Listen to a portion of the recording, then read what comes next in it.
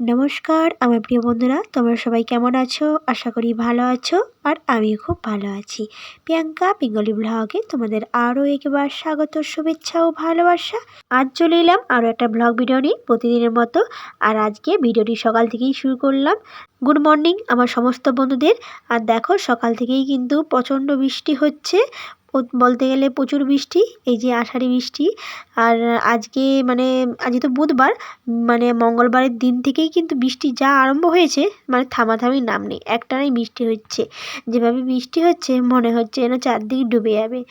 অবশ্য আমাদের এখানে নিচু জমির জন্য এখানে প্রতি বছরই ডুবে যায়।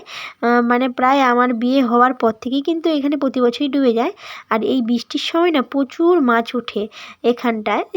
তাই তোমাদের সাথে শেয়ার করব। তোমাদের দাদা দুটো মাছ কুড়িয়ে এনেছে, সেটাই কিন্তু তোমাদের সাথে শেয়ার করব।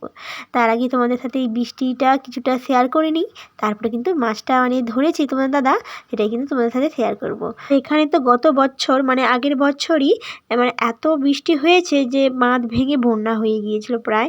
তবে আমাদের কিছুটা ডুবেনি, কারণ আমাদের সামনে মাটিটা কিছুটা ফেলেছে সেই জন্য। তো যাই হোক বন্ধুরা, এই যে তোমাদের দাদা এই সকালবেলা কিন্তু দুটো মাছ ধরিয়ে নিয়ে এসেছে, চোর ছিল উপরে। যাই হোক দেখো, এই যে একটা কই মাছ আর একটা শিঙি মাছ, এই দুটো মাছই কিন্তু ধরে এনেছে।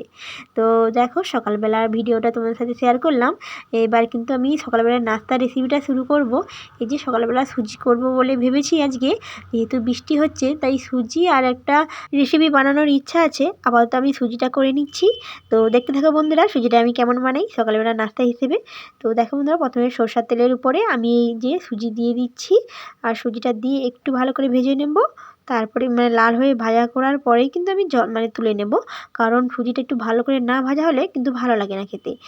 আর তোমার দাদা এইভাবে রান্না করলে এই সুজির রেসিপিটা করলে কিন্তু খুবই পছন্দ করে। তাছাড়া আমার ছেলেরও কিন্তু খুব পছন্দের। তো যাই হোক বন্ধুরা, এই যে দেখো সুজিটা তুলে নিয়েছি, তারপরে কিন্তু কড়াতে আমি জল দিয়ে দিচ্ছি। এই যে জল দেওয়ার পরে আমি বাতাসা দিয়ে দিচ্ছি। এখানে চিনি দিলেও হয়, কিন্তু বাড়িতে বাতাসা ছিল তাই বাতাসা দিয়েই আজকে সুজি রেসিপিটা করে নেব।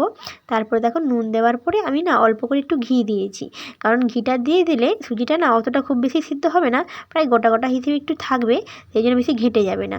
সেই জন্য অল্প করে আমি ঘি দিয়ে একটু নাড়াচাড়া করে তারপরে কিন্তু ভেজে রাখা সুজিটা আমি দিয়ে দিচ্ছি। এই যে দেখো বন্ধুরা, সুজিটা দেওয়ার পরে এবার কিন্তু আমি কিছুক্ষণ নাড়াচাড়া করে নেবো। আর সুজি কিন্তু একটু ফুটে যাওয়ার পরেই কিন্তু সিদ্ধ হয়ে যায় প্রায়, এই জলটা কিন্তু অতটাও থাকে না। তো দেখো বন্ধুরা, এইভাবে কিছুক্ষণ আমি নাড়াচাড়া করে নিচ্ছি আর ফুটিয়ে নিচ্ছি এভাবে। আর সুজিটা যাতে কিছুক্ষণ ছাড়া ছাড়া কিন্তু এভাবে ঘাঁটাঘাঁটি করতে হবে, কারণ নিচে লেগে যাওয়ার সম্ভাবনা থাকতে পারে সেই জন্য।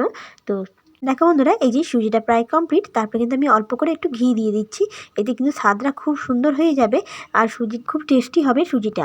তো দেখো বন্ধুরা, ঘিটা দিয়ে এবার একটু নাড়াচাড়া করে নেবো, আর সুজিটা আর একটু ভালো করে ফুটিয়ে নেবো, যাতে এই পাতলা যে জলটা রয়েছে সেটা তেমন না থাকে। তো দেখো বন্ধুরা, এইভাবে কিছুক্ষণ ঘাঁটাঘাঁটি করার পর সুজিটা প্রায় কমপ্লিট। যে দেখো অলরেডি অনেকটা হয়ে গিয়েছে। এই যে দেখো গাঢ়ভাবে চলে এসেছে। এবার কিন্তু আমি তুলে নিয়েছি, থালাতে মিলে দিয়েছি কিছুক্ষণ। এভাবে কিছুক্ষণ মিলিয়ে রাখার পর কিন্তু হাওয়াতে জুড়ে গেলে কিন্তু সুজিটা বেশ আঁটো হয়ে যায়। আর আর তারপরে এই সুজিটাকে একটু ছুরি দিয়ে ভালো করে কেটে নিচ্ছি। তারপরে কিন্তু বাস কমপ্লিট, আর সুজিগুলো কিন্তু পিস পিসভাবে সুন্দরভাবে উঠে যাবে। তো দেখো বন্ধুরা, এই যে একটু কোনাভাবে কেটেও নিয়েছি, এতে কিন্তু সুন্দর লাগবে সুজির দেখতে। তো দেখো বন্ধুরা, এইভাবে কেটে নিয়ে এবার আরও কিছুক্ষণ রেখে দেবো। আর এবার কিন্তু আমি আরও একটা রেসিপি করে নিচ্ছি, কারণ সুজি দিয়ে খেলে তো শুধু সকালবেলা ব্রেকফাস্ট হবে না, সেই জন্য আমি আরও একটা করে নিচ্ছি রেসিপি। এই যে দেখো রুটি এনেছিল, আমাদের এখানে রুটিওয়ালা বিক্রি করে রুটি, সেখান থেকেই এই পিস কাটা রুটি নিয়েছি একটা। আর পিস কাটা রুটিগুলো আমি কড়াতেই সেঁকে নিচ্ছি। এতে সেঁকে নিয়ে মাখন দিয়ে মাখিয়ে দিলেই কিন্তু খুব ভালো লাগে এই রুটিগুলো। সেই জন্য আমি এই পিস কাটা রুটিগুলোকে ভেজে নিচ্ছি। যে দুপাশে ভালো করে ভেজে তুলে নিয়েছি আমি প্রায়। এই যে তুলে নেওয়ার পরে এবারে কিন্তু আমি মাখন দিয়ে দেবো প্রায় প্রত্যেকটা রুটিতেই, দুটো দুটো করেই মাখন দিয়ে এখানে কিন্তু করে নেবো। দেখো বন্ধুরা, এই যে এভাবে মাখনটাকে দিয়ে দিচ্ছি। আর মাখনটা ভিজেছিল সেই জন্য একটু গলতে সময় লেগেছে। আর কিছুক্ষণ এভাবে ভালো করে দিয়ে দেওয়ার পরে তারপরে কিন্তু রুটিটা দিয়ে এই যে আমার ব্রেকফাস্ট রেডি, এক পিস রেসিপি কমপ্লিট। আর অন্যদিকে সুজিটাও কিন্তু এতক্ষণে অনেকটা আঁটো হয়ে গিয়েছে। এবার সুজিটাও কিন্তু আমি তুলে নিয়ে সাজিয়ে নেব, আর তোমার দাদার আর আমার ছেলের জন্য পুরো রেডি করে নেব। তো দেখো বন্ধুরা, এই যে সকালবেলা ব্রেকফাস্ট এটাই করেছি এই বর্ষার দিনে। তো আজকে ব্রেকফাস্টটা তোমাদের কাছে কেমন লেগেছে তোমরা অবশ্যই কমেন্টে জানিও। এবার তোমাদের সাথে শেয়ার করবো দুপুরের রেসিপিটা, দুপুরে কী কী রান্না করলাম। আর তো চলো বন্ধুরা, দুপুরের রেসিপিটি শুরু করি। তো দেখো বন্ধুরা, এই যে দুপুরের রান্নাটা কীভাবে করলাম সেটা কিন্তু তোমাদের সাথে শেয়ার করলাম না, না, শুধু কী কী রেসিপি করলাম সেগুলো কিন্তু তোমাদের সাথে শেয়ার করেছি। তো দেখো বন্ধুরা, এখানে উচ্ছে আলু ভাজা করেছি, এছাড়া রয়েছে কুঁদরি ভাজা, আর রয়েছে এই যে মাছ, সকালবেলা যে কই মাছ একটা ছিল, শিঙি মাছ ছিল, সেটাই দিয়ে কিন্তু আলু দিয়ে একটা টমেটো দিয়ে ঝোল করে নিয়েছি। তো দেখো বন্ধুরা, এই যে 3টে রেসিপি রয়েছে, এছাড়া সাথে রয়েছে আম, এই আমগুলো কিন্তু রয়েছে। এবার তোমাদের সাথে শেয়ার করি, এই যে রেসিপি তো কমপ্লিট দুপুরের। এখনও কিন্তু দুপুরবেলা বৃষ্টি হচ্ছে, দেখো প্রচণ্ড বৃষ্টি হয়েছে, মেঘ তো কাটার নাম নেই।